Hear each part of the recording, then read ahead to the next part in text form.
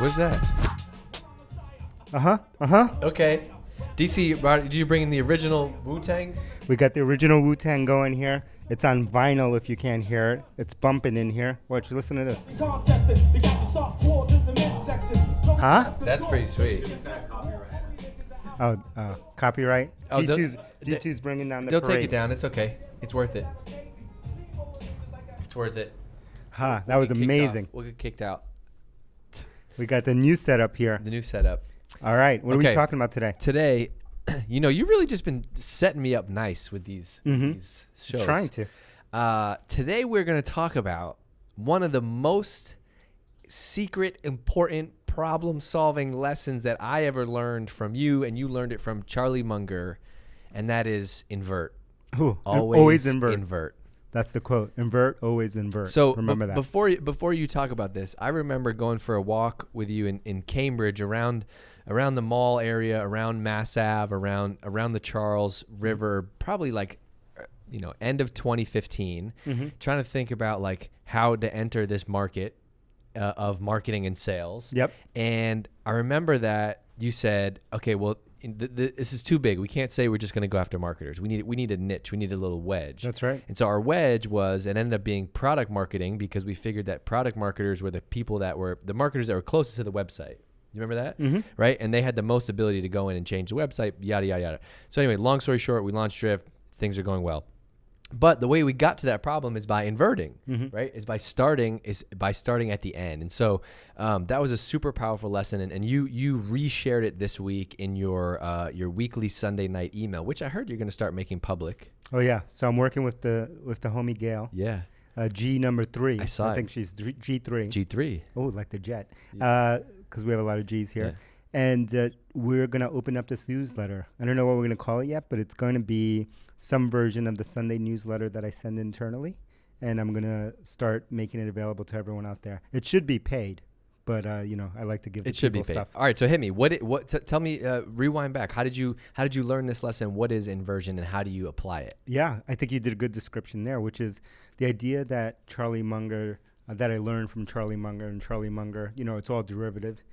He learned from a mathematician, is usually when we're trying to make a high-stake decision, right? We're overwhelmed by all the different variables, the facts, we get lost in the process and all the details, and we're overwhelmed, and it's hard to make a decision.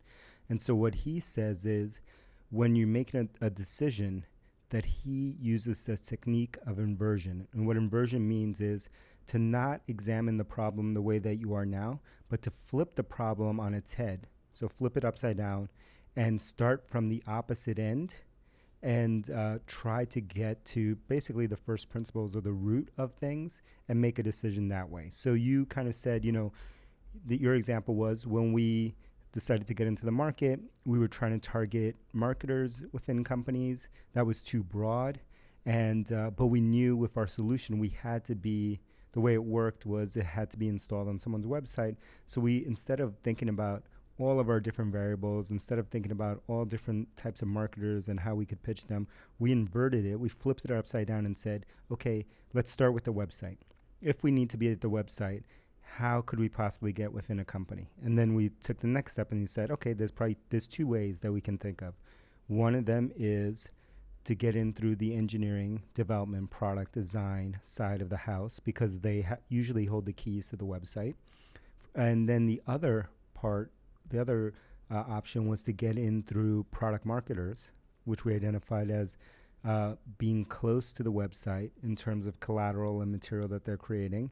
And so they had the keys to the website. They were close to the route where we needed to get to, and they were kind of an underserved market. So they were small enough and niche enough that we could probably get in front of them. I want to read the quote from Charlie Munger that you put in this email. Always invert. Turn a situation or problem upside down. Look at it backward. What happens if all of our plans go wrong? Where don't we want to go, and how do you get there? Instead of looking for success, make a list of how to fail instead, through sloth, envy, resentment, self-pity, entitlement, all the mental habits of self-defeat. Avoid these qualities and you will succeed. Tell me where I'm going to die, that is, so I don't go there. I love this. And one thing I noticed you've done this, like whenever I get at a whiteboard with you, if we're trying to work on a bigger problem, you always do this thing. And I think it's probably related to this, which is I try to go right into the details. And you're like, hold on, back out. You say, let's write our guardrails out first, right? And so on the left side of the whiteboard, you might write, okay, before we figure out we want to solve the problem, let's say we're rolling out new pricing changes, right? You typically kind of write out guardrails first. And you're like, okay, so what are the guardrails? Number 1, we want it to be simple and easy to understand. Number 2, we want it to be customer friendly. Number 3, it has to be at least X. And that exercise alone has been super helpful in figuring out how to solve a problem. Yeah, the reason that I do that is a little bit different from inversion, but it's the same basic idea. Basically, you're trying to create guardrails and trying to take away the obvious pitfalls of where you may fail. And you highlighted an important part there, which I didn't emphasize, which is the reason that he inverts is to first start to figure out how could we fail. And for us, in my example of the website, we said we inverted it, the problem. We said the number one way we would fail, given the product we were selling, is that we would never make it on the website. Therefore, how could we get it? And that was the engineering track or the product marketing Number track. 1, have to be able to get on the website. Okay, well, that means we got to go through this channel. Like you start to really quickly narrow down. It helps. You always talk about like being paralyzed. People get paralyzed in the decision-making process. You got to do something. I think it helps kind of lay out like, okay, do this, then do this, then do this. You know where to start. Yeah, absolutely. So this part of the this inversion thing, maybe it seems like it's popular. So maybe this will be the first newsletter I send out. I like CTA it right here. Yeah, I think it would be interesting. Like if I was getting this newsletter from you, I would have people like reply with a problem that, what are you trying to invert, right? Oh, give an example, okay, because it can be applied to anything. It could be and it doesn't have to be about your business. It could be personally, right? Like I want to start going to the gym 5 days a week. Okay, let's help me solve that one. Let's work through that. Okay, so if I said to you, DC, I want to go to the gym 5 days a week, where would you start? Where would you invert? How would I invert that? Okay, so the goal is to get, what would stop you from going to the gym every day? Well, I'm staying up too late. I'm not getting up early enough. Okay, so first step would be got to go to bed earlier. Yeah, right. But we already inverted, right? Because we started with what would prevent you from getting to your goal. Yeah, right? And it was you couldn't get up. Yeah, couldn't get up, stayed out too late, drank at night, did something stupid, didn't set an alarm, didn't have my stuff ready, didn't have a workout plan. Yeah. So really quickly, you've already listed out 4 things that got to have a plan. What workout am I going to do? What time am I going to go to bed? Exactly. And then, but we started with the most fundamental one. Can you wake up? Right. So I need to be able to wake up every day. So that was the first one that we started by inverting. Then we can start to stack all of these and say, okay, now that I can wake up and I made sure that that's true, what's the next thing that would get in my way? Well, what about if I showed up and I didn't have a plan? Or what could be, what about I don't have a place to go? Okay, that could be the next one. Then the next one after that is like, I need a plan.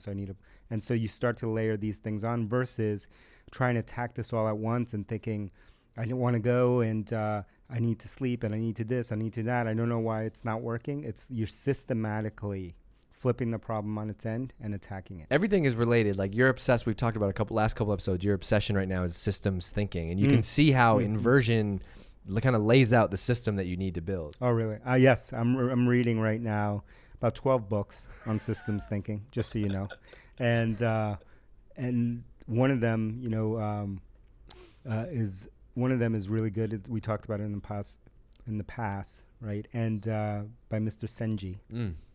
Professor Senji wrote that book from MIT. Yeah. Great book. But all of the systems thinking boils down to exactly what we're talking about today, which is how do you start out with how do you use a framework to methodically step through a problem? And the reason that I'm reading the systems thinking stuff and the reason I think it's so useful is that most of us, or I should say all of us pretty much, except for Professor Senji, actually cannot apply that every day because it's very hard. So we get lost in the emotions and lost in the details and overwhelmed. And so we don't apply a systematic way of thinking.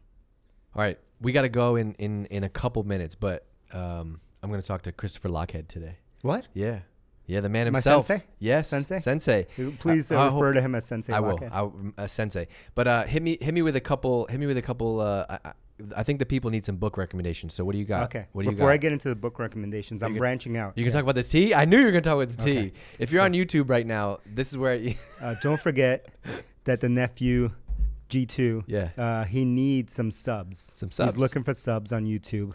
He's lonely and looking for subs on YouTube. And so if you were to be on YouTube and subscribe, you would see what I'm holding in my hand here. And I learned this from another YouTuber, a jacked fellow. Okay. Who's a keto master. So keto type of diet. Are you on the keto train? I'm trying to get there because I'm so far away from 32s these days. It's not even fun. I think one of my legs now is the size 32.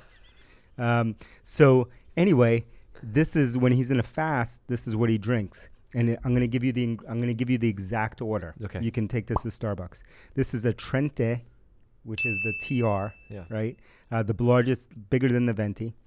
So what you do is you order an iced black tea, half green tea. Okay. So it's half black iced tea, half green tea. No liquid cane sugar. If you do not know, most of the drinks that are prepared at Starbucks, they pump in liquid cane sugar. You don't want the sugar. So you say no liquid cane sugar. Light ice. Yep. Or else they'll fill it with too much ice. No water. No water. Okay, so we're going to repeat that.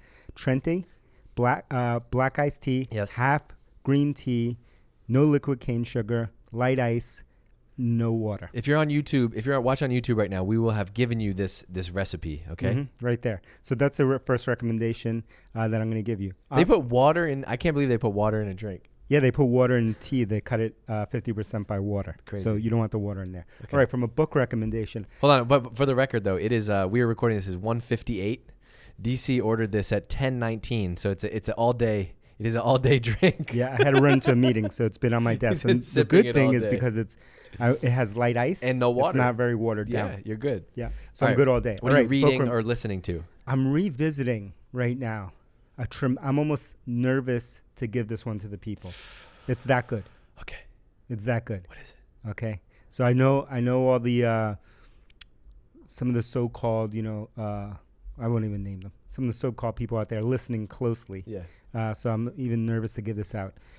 This book is called... What are you going to call them? Haters? Haters. Spies? Spies. Spies is a good. Okay. I like that. Okay. Spies. All right. This book, get ready. What? For this one. I'm ready. It's called Good Strategy, Bad Strategy. Ooh. Okay. It is a book. If you look up the cover, it's half black, half white, kind of split cover right there. The young nephew's bringing up. This Who's is my the author? Richard Rummel. Okay. This book was written in 2011. This book, if you're in business, this is the book you need to read. I don't say that often, but this is the book. I'm nervous giving this to the people. This is one of those? This is like a loaded weapon. Really? I'm giving them. This is one of those? Yeah. I'm giving them, this is an unfair advantage that I should be using for myself selfishly, but I'm giving it to the people. Where'd you hear about this book? Actually, maybe that's too secret. You don't want to share that one. I can't give it. Okay. How much do you want me to give? I don't want you to give that much. I don't want you to give that much. Man, this is legit. And examples from Apple, General Motors. Come on, too much. Iraq and Afghanistan wars, Walmart. This is legit. It's too much. NVIDIA. Right. Remember we saw the NVIDIA office? That place. Yeah. Like a spaceship. Really? Right across from ServiceNow. Crazy. Wow. Yeah. The future. G2 said the future. All right. So I'm reading this book. I'm reading a whole bunch of other books, but I'm also reading a book right now. Can't buy it yet. Pre-release copy. What? That I got from the author. My homie. Who? Our homie. Who? Brad Stulberg. Whoa, he got you in the new one? Yeah. That's cool. So Brad Stulberg, who's written the book, who's been on the podcast in the past. Yeah. If you haven't heard that, go back in the archives, dig in the crates. And he wrote a book called Peak Performance. Yes. He also is a writer for Outside Magazine and various other magazines. He has a new book that is not out yet that I'm reading that's around passion. Right, I've been posting it on the IGs. You would know that if you followed me at DCancel on the Instagrams. Some of the stuff I've been posting. What do you have there, nephew? Okay. I see one book that there's you some read. there's some science. Some gems. There's some science. So right now, the book I'm listening to is called The Happiness Hypothesis. Okay. Be careful with all those. Yeah, books. I'm not. Hammer. Don't hurt him. I'm not sharing them. I'm not sharing them all. The one is The Happiness Hypothesis. Super interesting book about people and how they make decisions in social psychology. Who is that again? Jonathan Haidt. Haidt, that's right. I'm reading another book by Jonathan Haidt. Yeah. Right And then the book I'm reading right now, so I've been splitting up, like Audible is for like when I walk and commute and whatever. The books that I read are the ones that I more study and like highlight and want to tear out and rip notes. And so book by a guy named Mark Schaefer, who I need to email because I want to have him come on my marketing podcast. Okay. Called Marketing Rebellion. Oh, wow. And it's basically talking about how like the most human company wins, which is what we talk about a lot. It's very similar That's stuff obvious. we talk about. Obvious. So I saw another book there in your Audible that I'm going to give you one more hat trick here. Okay. Three-peat recommendation here, and this one's from Elias. Elias, as you know, Mr. Torres, never read a book before. Now he claims to be a reader. Yeah. And so when he reads a book, you know, after I tell him about the book for 5 years. It's the worst. It's like, you know, I'm so happy for him. You're so happy for him that he read the book. Yeah. But then you're never going to hear about it. You're never going to hear the end of it. Okay, so the book that I'm never hearing the end of right now, and he quotes to me almost daily, is a book that was on your list every day. You know, DG knows him well, so he knows how he's quoting to me daily from this book. Yeah. And this book is called Never Split the Difference. Never Split the Difference. Yeah. Never Split the Difference. Check out that book. Maybe we'll have Elias on to give us a book report. That'd be a great idea, right? actually. Let's put that on the list. Okay. So he'll come on and read us that book. Okay. So I had another note. So let's have him on. Let's have him on because I want to talk about two things with Elias. So it'd be interesting. I wrote this down last week, which is we should have him come on and talk about getting a coach. Yes. That'd be a good one. And then we could also do a book review of Never Split the Difference. Yeah, coaching would be good. I'm in the midst of adding an additional coach to my coaching squad. So I'm out there working on some coaches out there to help me grow a little bit. And I'll give you one more book. Go. A fourth book because I'm always given to the people. Yeah. I love the people that much. I mean, if you're reading 12, you could give us 4. Okay. It wouldn't hurt. So I got one more. I'm reading more than 12, just so you know. So the next one, man, I don't know why I give him this. It's too much. What is it? It's Andy Grove's book. Not High Output Management. Nope, which we've talked about in the past. And by the way, listen to the podcast with Tim Ferriss had Toby, CEO of Spotify. Not Spotify, Shopify on. Yeah. His favorite book of all time, Andy Grove, High Output Management. But this is the dark Andy Grove book. Yeah. But I'm going to give you the other book, the secret book that I haven't talked about. What? Which is called Only the Paranoid Survive. Ooh. Okay. I've seen that. This is some heat I'm giving you people. I expect at least 47 reviews with 6-star ratings only in the iTunes for all this love, all this stuff that we're giving out here. And make sure you go and check out the other shows. Maggie is rocking it with Build right now. It is my favorite Seeking Wisdom podcast. That's pretty good. That's a good bar. Yeah. That's a good bar. Maggie's got Build.